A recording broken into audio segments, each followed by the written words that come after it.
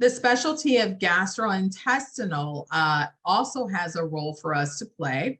These are some of the diseases and disorders that are most commonly associated with a gastrointestinal specialist. Starting at the top, we have hernia. And hernia is when the upper part of the stomach bulges through the diaphragm. Cholecystitis, there's that inflammation in itis, so inflammation of the gallbladder. Cholelithiasis is gallstones. Colitis, inflammation of the colon. Constipation and diarrhea, also very common diseases and disorders. Diverticulitis, infection or inflammation of the pouches in the intestines. GERD, gastroesophageal reflux disease is what that's called. And this is stomach acid that flows backward into the esophagus. And our last one is hemorrhoids. There are exams that can be done to assist the provider in coming up with a diagnosis for the patients. And so we have a fluoroscopy here. Fluoroscopies are extremely helpful. They're videos that are made to see, you can follow the movement of the body parts inside by X-ray. Our role in a fluoroscopy would be patient education. So providing the patient expectations on what they're looking at as far as going into the exam, how the exam is conducted.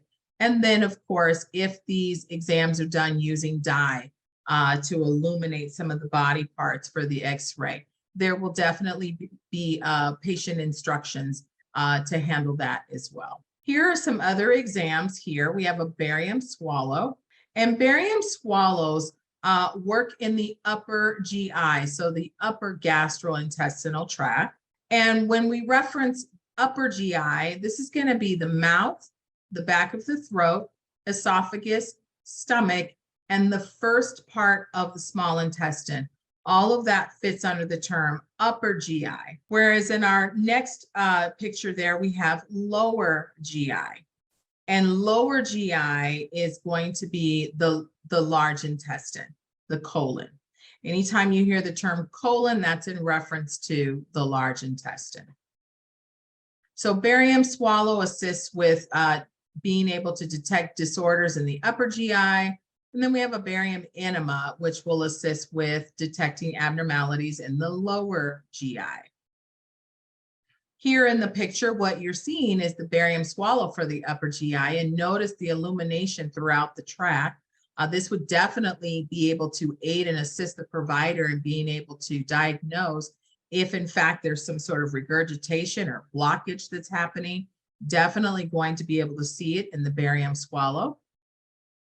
And the exact same thing happens in the lower GI, except there's a barium that's ingested. And that barium that's ingested, the provider has the ability to follow that as well and use it especially to examine any abnormalities that may exist in the large intestine. Colonoscopy is another exam that's very common in gastroenterology.